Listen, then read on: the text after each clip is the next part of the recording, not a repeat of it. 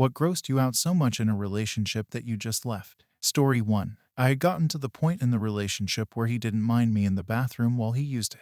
He took a shit and wiped once, didn't even look at the toilet paper, then started pulling his pants up. I immediately asked what the F he was doing and how the F he thought one little wipe was going to do a damn thing.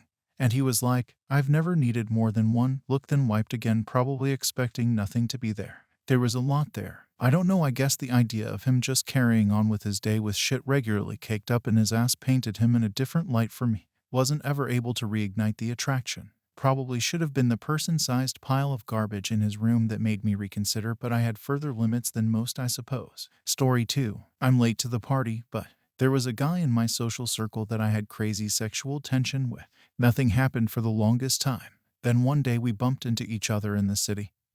Had a few drinks. The tension was unbearable and we went back to his place. An aside, I'd never had that kind of casual sex before. I'm the sort of person that needs to be in a relationship. But the chemistry with him was so intense he was an exception. So we get to his place, tearing off each other's clothes. He lies me down on the bed, pulls my panties off, and sees my vagina for the first time. Want to know what he fucking said? He breathlessly said, "Oh my god, you look like a little girl. You're perfect. What the fuck?" Story 3. My ex used to say, constantly, that she wanted to be inside my skin. It was her way of saying she desired me.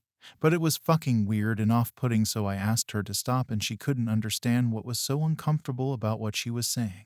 Pretty soon after that I went on a week-long work trip and 3 days into it she called and told me the whole time I've been gone she wanted to cheat on me. Then she asked me if she could see other people while I'm gone. I broke up with her pretty much instantaneously. Story 4. It was 2 separate incidents, but long story short, one night she got super drunk at my sister-in-law's house. After spilling a second glass of red wine on my Sil's white carpet, we opted to move her glass further away from the edge of the table. As soon as we left, she screamed, like full-fledged raged, at me for not defending her. The very next time we were together, she got drunk again and accused me of trying to cheat on her and threw her purse at me. I let things calm down and explained to her that I grew up in a house chock full of domestic violence and that was an absolute line in the sand.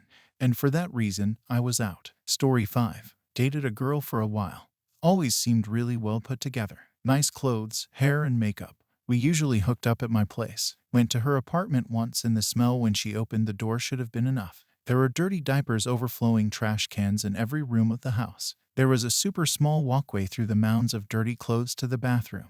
And to make it worse, there were used paper plates on top of the mountain of dirty dishes in the sink. She proudly pointed out a moldy dish and said that it was from when she cooked dinner for 2 of our mutual friends 3 months prior. Nope, the hell out of there. Story 6. At a party with some of my closest friends and a lot of their mutuals, one of our friends who had recently been diagnosed with cancer was sharing some of his experience with chemo. My then GF interrupted him by saying, "Oh come on, it's not that big of a deal. We all probably have cancer. Moles are usually cancer. Look, I've probably had cancer in all these places on my arm where I had moles removed. There were a lot of other issues that lead to it, but I broke up with her a few days later. I was just so appalled by her lack of self-awareness. These were my friends who I had known for a decade, and she'd only known them for about a year. And we were in a small group of maybe 9 people, most of whom she hadn't even met before. It disgusted me and I couldn't spend the rest of my night near her. Ended it within the week." Story 7. He and I had just started dating. He was going through a divorce and was low on money. I invited him up for a romantic weekend, paid for a hotel room and food, helped him with gas money,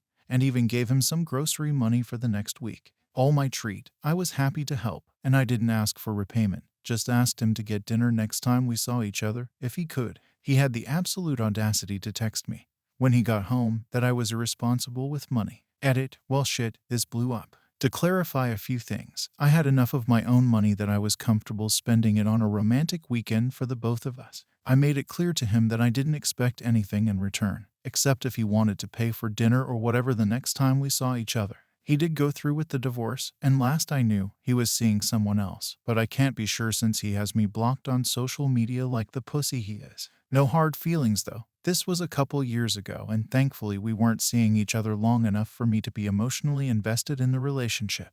Very much a bullet dodged. Edit 2. Okay, maybe I'm a little bitter about the whole thing, but I really hadn't given it much thought until this question was posted. He blocked me quite a few months after our relationship ended. He did unfriend me right after, but as we had a few mutual friends, we still commented on a few of the same posts and were cordial to each other on SM. I think blocking me was a pussy move, but I do hope he's happy and has grown up since we dated. Our relationship only lasted a couple of months, and it was around the beginning on COVID, so it's been a good while. Was he embarrassed about having no money and having me spend a decent amount on him? Maybe, but he certainly didn't have a problem when I offered. I didn't force the issue, even with the grocery money. It wasn't a super expensive hotel. They weren't fancy dinners, and I didn't flaunt the money I had. I just wanted to treat him to a nice weekend because I felt we both deserved it. Story 8. When I saw his apartment, the smell hit me first. Just smelled like dog pee and this strong, wet, musty smell. I couldn't be in there without the windows open.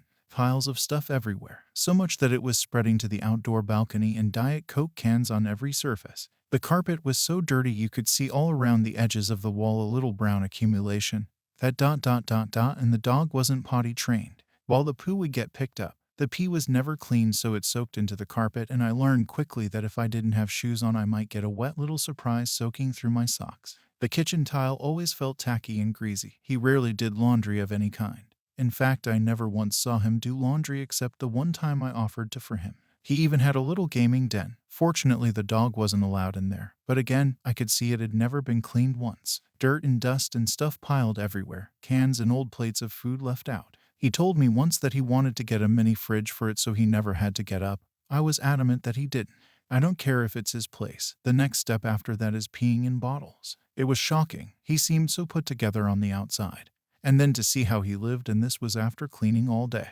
Yeesh. I don't know if that was more gross or the women don't know what it's like to work. Women can't be trusted. Women this, women that. Boo-hoo comments. Also just want to add on. No, I'm not making fun a depressed person. He was pretty happy, active, and could justify anything he did with ease. If anything, he had ASPD. Story 9. I have told this story about a dozen times on Reddit. The first night I slept at my ex's apartment. I woke up in the middle of the night to an extremely loud scraping noise. It was inside my ear. A roach had crawled into my ear and was scraping against my eardrums with its legs, antennas, whatever. It was the most awful feeling I've ever experienced. I used tweezers to try to get it out, and when I pulled them out after a few times, only half the roach came out. Had to go to the ER to get the rest out and get antibiotics. I had a horrible ear infection for a couple of weeks. The worst part was her saying it happens to my son all the time.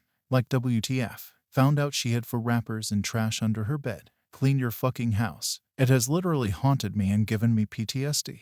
When I'm sleeping, if I hear the slightest noise, I jump up and swat uncontrollably around my head, ears. My wife was shocked after the first time I did it when we were dating, but since I told her, she fully understands. Lol. Edit. My top comments are always about my fucking ex-girlfriends. Fuck. Story 10. She was almost perfect for the first year that we dated, to the point to where I considered marriage with her. Our leases were up around the same time, so we decided to move in together. Not even a month into us living together, she turned into a completely different person. She started instigating fights over very small things, blowing things out of proportion, accusing me of cheating when I'd have to work late. She'd pack her things to leave but would never actually leave, just like the fight of me trying to talk her down. One day we were at a movie store in the mall together, and I was looking at the back of a movie at the description. She accused me of ogling over the actress that was on the movie case, stormed out of the movie store, left the mall, left me there with no ride home, and didn't answer her phone. I got the fuck out of there as soon as I could. After I left, she'd text me paragraphs of apologies begging me to take her back or she'd kill herself. Sent me pictures of her cutting herself. I had to have her number blocked. She then started stalking me at work and coming to my friend's house that I was staying at. Ended up getting a restraining order against her. Thank you for watching, and don't forget to like and subscribe for more exciting Reddit stories. Consider checking out our other videos as well. It would mean the world to us.